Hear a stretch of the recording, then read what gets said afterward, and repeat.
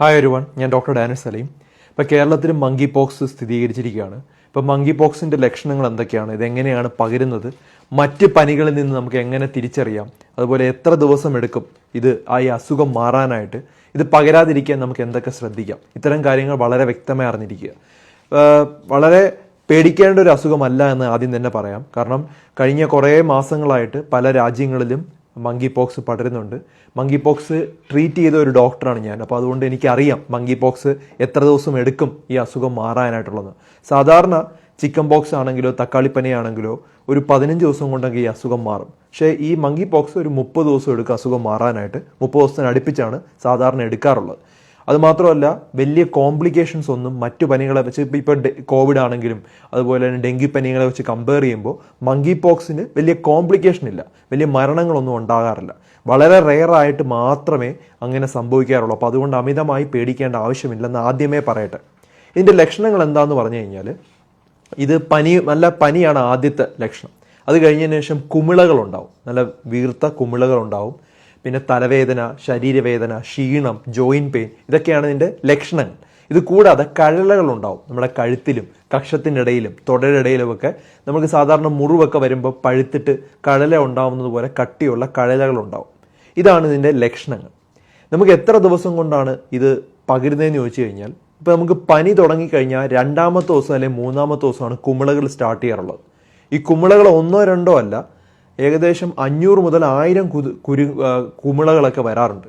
പ്രധാനമായിട്ടും മുഖത്തും അതുപോലെ കൈയിൻ്റെ അകത്തുമാണ് കുമിളകൾ ഉണ്ടാവുന്നത്. ചെറിയ ചെറിയ ചെറിയ കുമിളകളും വലിയ വലിയ കുമിളകളും ഉണ്ടാവും. ഇതിൻ്റെ അകത്തെല്ലാം വെള്ളം നിറഞ്ഞതുപോലുള്ള കുമിളകളുണ്ടാവും. ഇതിൻ്റെ പ്രധാന ഈ ഒരു മങ്കി പോക്സിൻ്റെ പ്രശ്നമെന്ന് പറഞ്ഞാൽ ഈ കുമിളകൾ കാരണമാണ് നമുക്കൊരു കോസ്മെറ്റിക് പ്രോബ്ലം എന്ന് പറയും. നമുക്ക് കാണുമ്പോൾ ഒരു വല്ലാത്തൊരു ഇറിറ്റേഷൻ പോലെ തോന്നും. പിന്നെ ചെറിയ ചൊറിച്ചിലുണ്ടാവും ആ കുമിളകൾ. അതാണ് ഇതിൻ്റെ പ്രധാന ബുദ്ധിമുട്ട്. മറ്റു പനികളെപ്പോലെ വേറെ ശ്വാസകോശത്തിൽ ബാധിക്കുകയോ ഹൃദയത്തിനെ ബാധിക്കുന്നതൊക്കെ വളരെ റെയറാണ്. അപ്പം അതുകൊണ്ട് ഇതിനൊരു കാഴ്ചയ്ക്കുണ്ടാവുന്ന ബുദ്ധിമുട്ടാണ് കൂടുതൽ. ഞാൻ ഈ ഇടയ്ക്ക് ഒരു പേഷ്യൻറ്റിനെ മങ്കി പോക്സ് കണ്ടപ്പോഴും ഒരു സ്ത്രീയായിരുന്നു. അവരുടെ കൈയിൻ്റെ അകത്തും കുമിളകളുണ്ട്, അതുപോലെ തന്നെ മുഖത്തും കുമിളകൾ ഉണ്ടായിട്ടുണ്ട്. അപ്പം അതുകൊണ്ട് ഇത്തരത്തിലുള്ള കേസുകൾ വരുന്ന സമയത്ത് നമ്മൾ പേടിക്കേണ്ട ആവശ്യമില്ല. പ്രധാനമായിട്ടും ഇത് എങ്ങനെ പകരുന്നത് എന്നുള്ളത് തിരിച്ചറിയാം. എങ്ങനെയാണ് ഇത് പകരുന്നത്? ശരീരസ്രവങ്ങളിൽ നിന്ന് പകരാം. ഇപ്പം ഒരു മങ്കി പോക്സ് ഉള്ള ഒരു വ്യക്തി ഉണ്ടെങ്കിൽ അദ്ദേഹം ചുമയ്ക്കുമ്പോഴോ തുമ്മുമ്പോഴോ ആ സ്രവങ്ങൾ നമ്മൾ ശ്വസിക്കുകയാണെങ്കിൽ വരാം.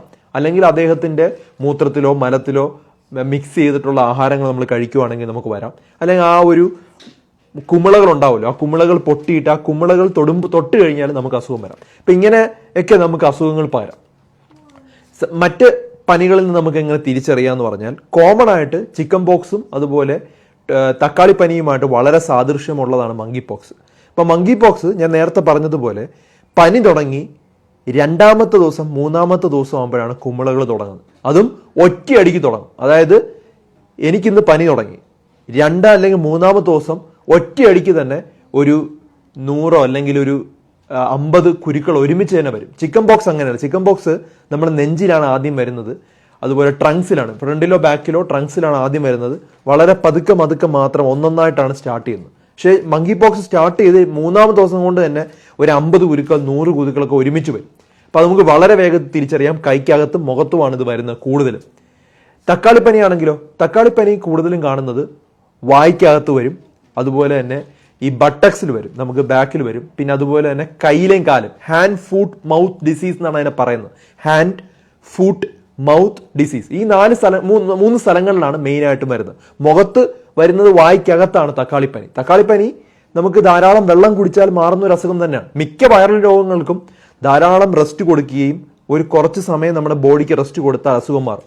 വൈറൽ പനികളാണ് ഈ പറഞ്ഞ ചിക്കൻ പോക്സും തക്കാളിപ്പനിയും കോവിഡും അതുപോലെ ഇപ്പോൾ പറഞ്ഞ മങ്കി പോക്സും എല്ലാം ഒരു വൈറൽ പനികളാണ്. നമ്മുടെ പ്രതിരോധ ശക്തിയെ നല്ലവണ്ണം നോക്കുക എന്നുള്ളതാണ്. ഈ അസുഖം വന്നാൽ പോലും നമ്മുടെ പ്രതിരോധ ശക്തിയെ നല്ലവണ്ണം നിലനിർത്തിയാൽ ഈ അസുഖങ്ങളെല്ലാം സമാധാനമായിട്ട് പൊയ്ക്കോളും. പേടിക്കേണ്ട ആവശ്യമില്ല. മറ്റുള്ളവർക്ക് പകരാതിരിക്കാൻ നമുക്ക് കുറച്ച് ദിവസം ഒന്ന് മാറി നിൽക്കേണ്ടതായിട്ട് വരും. കാരണം ഞാൻ നേരത്തെ പറഞ്ഞതുപോലെ ഏകദേശം 30 ദിവസത്തോളം എടുക്കും ഈ അസുഖം മാറാൻ. അതാണ് ഇതിൻ്റെ ഒരു പ്രധാന ബുദ്ധിമുട്ട്. ആ 30 ദിവസം ഇച്ചിരി പ്രയാസമാണ്. വേറെ ബുദ്ധിമുട്ടുകളൊന്നുമില്ല. പനി ഒരു 10 ദിവസം കൊണ്ടങ്ങ് മാറും. ഈ കുമിളകളൊക്കെ പോയി അത് ഒട്ടി അത് ഒരു പാടായിട്ടൊക്കെ മാറാം. പിന്നെ പാട് മാറ്റാനുള്ള മരുന്നുകളൊക്കെ ഇപ്പോൾ അവൈലബിൾ ആണ്. അപ്പോൾ അതുകൊണ്ട് അങ്ങനെ പേടിക്കേണ്ട ആവശ്യമില്ല. കാണുമ്പോൾ ഒരു ബുദ്ധിമുട്ടുണ്ടാവും എന്നുള്ളതാണ് ഇതിൻ്റെ മെയിനായിട്ടുള്ള ഒരു പ്രയാസം.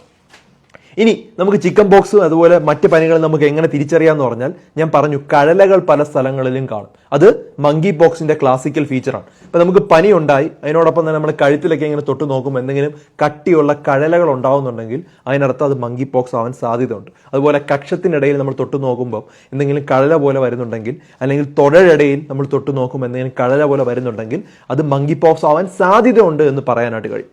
ഇതിനോടൊപ്പം നമ്മുടെ കയ്യിലുണ്ടാവുന്ന കുമിളകൾ, സാധാരണ ചിക്കൻ പോക്സിനൊക്കെ ചെറിയ കുമിളകളാണെങ്കിൽ മങ്കി പോക്സിന്റെ കുമിളകൾ അത്യാവശ്യം ഇത്രയെങ്കിലും വലിപ്പം കാണും. ഈ ഒരു വലിപ്പത്തിലാണ് മങ്കി പോക്സിന്റെ കുരുക്കൾ ഉണ്ടാകുന്നത്. അങ്ങനെ വലിയ വലിയ കുമിളകൾ ഉണ്ടാവുന്നു. ആ കുമിളകൾ വളരെ വേഗത്തിൽ സ്പ്രെഡ് ആവുന്നു. അങ്ങനെയാണ് മങ്കി പോക്സ് നമുക്ക് തിരിച്ചറിയാനായിട്ട് കഴിയുന്നത്. ഇനി നമുക്ക് ഇത് മങ്കി പോക്സ് ഓർത്തോമിക്സോ ഫാമിലി എന്നുള്ള ഒരു വൈറസാണ്. ചിക്കൻ പോക്സ് വെരിസെല്ല എന്നുള്ളൊരു ഗ്രൂപ്പിലുള്ളതാണ്. നമ്മുടെ ഈ തക്കാളിപ്പനി എന്ന് പറഞ്ഞാൽ ഒരു കോക്സാക്കി അല്ലെങ്കിൽ എൻഡറോ വൈറസ് എന്നുള്ള ഗ്രൂപ്പിലുള്ള വൈറസുകളാണ്. എല്ലാം വൈറൽ രോഗങ്ങളാണ്. അതുകൊണ്ട് തന്നെ നമുക്ക് തിരിച്ചറിയാൻ ഇച്ചിരി പ്രയാസമാണ്. ഞാൻ നേരത്തെ പറഞ്ഞ പോലെ ചിക്കൻ ബോക്സ് ആണെങ്കിൽ നെഞ്ചിലായിരിക്കും തുടങ്ങുന്നത്. അതിൻ്റെ കുമിളകൾ അല്ലെങ്കിൽ റാഷസ്, ഈ വെള്ളം നിറഞ്ഞ കുമിളകൾ ഉണ്ടാവുന്ന നെഞ്ചിലാണ്. ഹാൻഡ് ഫുഡ് മൗത്ത് ഡിസീസ് അല്ലെങ്കിൽ നമ്മുടെ ഈ തക്കാളിപ്പനിയിൽ ഉണ്ടാവുന്നത് വായ്ക്കകത്ത്, ഹാൻഡിൽ, ഫൂട്ടിൽ, ഈ 3 സ്ഥലങ്ങളിലാണ് പ്രധാനമായിട്ടുണ്ടാവുന്നത്. ഈ ഒരു മങ്കി പനിയാണെങ്കിൽ നമ്മുടെ കൈക്കകത്തും അതുപോലെ മുഖത്തുമാണ് പ്രധാനമായിട്ടും ഉണ്ടാകുന്നത്. ഇപ്പം എന്തുകൊണ്ടാണ് മങ്കി പനി എന്ന് പറഞ്ഞാൽ ഇത് ചില മൃഗങ്ങളിൽ നിന്ന് നമുക്ക് പകരാൻ സാധ്യതയുണ്ട്. മൃഗങ്ങൾക്കുണ്ടെങ്കിൽ മൃഗങ്ങളെ ആ അസുഖം മങ്കിപ്പനിയുള്ള മൃഗങ്ങളെ നമ്മൾ കഴിക്കുകയോ അല്ലെങ്കിൽ മങ്കിപ്പനിയുള്ള മൃഗങ്ങളുമായിട്ട് അടുത്തിടപഴകുവാണെങ്കിൽ നമുക്ക് അസുഖം വരാം. അതുകൊണ്ട് ഇതൊരു ഹ്യൂമൺ അല്ലാതെ മൃഗങ്ങളിൽ നിന്നും പകരുന്നതായിട്ട് പഠനങ്ങൾ തെളിയിച്ചിട്ടുണ്ട്. പക്ഷേ ചിക്കൻ ബോക്സ് ഒക്കെ സാധാരണഗതിയിൽ ഒരു മനുഷ്യരിൽ നിന്ന് മനുഷ്യരിലോട്ടാണ്. അതുപോലെ ഈ തക്കാളിപ്പനി മനുഷ്യരിൽ നിന്ന് മനുഷ്യരിലോട്ട് മാത്രം പകരുന്ന അസുഖമാണ്. ഇതിപ്പോൾ പല രാജ്യങ്ങളിലും റിപ്പോർട്ട് ചെയ്തിട്ടുണ്ട്. ഇത് ടെസ്റ്റ് ചെയ്യാൻ ഇപ്പോൾ ഞങ്ങളുടെ ഹോസ്പിറ്റലൊക്കെ ഒരു പേഷ്യൻ്റ് ഇതുപോലെ വരുമ്പോൾ ഞങ്ങൾ ചെയ്യുന്നത് ഇതിൻ്റെ സ്വാബ് എടുക്കും. അത് ആ ഒരു ചലം നമ്മൾ ടെസ്റ്റിന് വിടും. PCR ടെസ്റ്റ് എന്ന് പറയും. നമ്മൾ ചെയ്ത PCR ടെസ്റ്റിന് വിടുമ്പോൾ അതിൻ്റെ റിസൾട്ട് വെച്ചിട്ടാണ് നമ്മളത് മങ്കിപ്പനിയാണോ അതോ മറ്റു പനികളാണോ എന്ന് തിരിച്ചറിയുന്നത്. അടുത്ത ട്രീറ്റ്മെന്റ് എന്ന് പറഞ്ഞാൽ അടുത്ത ഒരു 14 മുതൽ 21 ദിവസം നമ്മൾ വളരെ നല്ലവണ്ണം രോഗിയെ പരിപാലിക്കണം. അവരുടെ വൈറ്റൽസ് ചെക്ക് ചെയ്യുക, ധാരാളം വെള്ളം കുടിക്കാനായിട്ട് പറയുക, നല്ല ഫ്രൂട്ട്സ് അടങ്ങിയ ആഹാരം കഴിക്കുക, നല്ല പ്രോട്ടീൻ അടങ്ങിയ ആഹാരങ്ങൾ കഴിക്കുക, എല്ലാ ദിവസവും മുട്ട അടങ്ങിയ ആഹാരങ്ങൾ കഴിക്കുക, നല്ലോണം ഉറങ്ങുക. ഇത്രയും മാത്രം മതി. അല്ലാതെ ആന്റിബയോട്ടിക്കോ ആന്റിവൈറൽ മരുന്നുകളുടെ ഒന്നും ആവശ്യമില്ല. ഇത് നമ്മൾ സപ്പോർട്ട് ചെയ്ത് കൊടുത്താൽ കംപ്ലീറ്റ് ആയിട്ട് അസുഖം മാറിക്കോളും. പേടിക്കേണ്ട ഒരു ആവശ്യമില്ല. പക്ഷെ പനി ഏതാണ് എന്നുള്ളത് കറക്റ്റായിട്ട് തിരിച്ചറിയുക, അതിനനുസരിച്ചുള്ള പ്രിക്കോഷൻസും ട്രീറ്റ്മെൻറ്റും എടുക്കുകയാണ് ചെയ്യേണ്ടത്. എനിക്ക് തോന്നുന്നത് വളരെ വ്യക്തമായിട്ട് നിങ്ങൾക്ക് മനസ്സിലായെന്ന് കരുതുന്നു. ഇത് ധാരാളം ആളുകളിലോട്ട് ഷെയർ ചെയ്ത് കൊടുക്കുക. കാരണം ഇങ്ങനെയുള്ള പുതിയ അസുഖങ്ങൾ ഉണ്ടാകുന്ന സമയത്ത് തെറ്റിദ്ധാരണകൾ ഉണ്ടാവാൻ സാധ്യതയുണ്ട്. അപ്പോൾ ഇത് വ്യക്തമായി മനസ്സിലാക്കിയിരിക്കുക, മറ്റുള്ളവർക്കായി ഷെയർ ചെയ്ത് കൊടുക്കുക. മറ്റൊരു ടോപ്പിക്കുമായി ഡോക്ടർ ഡി ബെറ്റർ ലൈഫ് ഉടനെ വരുന്നതായിരിക്കും. Take care everyone.